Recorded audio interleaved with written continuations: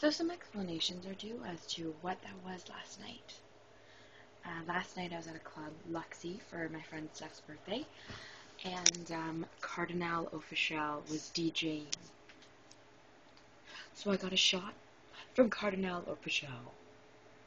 What?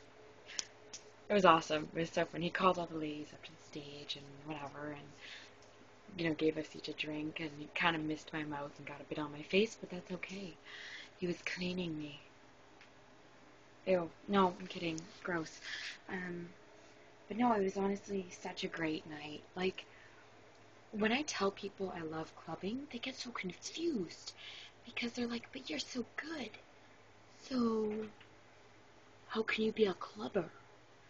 I'm just like, I get to dance. And it's an environment where everyone else is dancing, so nobody judges you. And if they do, I don't care. There's enough people around me dancing to not care. It's awesome. So it was really great. I needed just to vent. And then I slept over at my friend Megan's, which was wonderful. Today work felt a little bad. I wasn't hungover. I was just really tired, and it's already 12 now, so tomorrow's going to be even worse. And it's Mother's Day, and I'm working.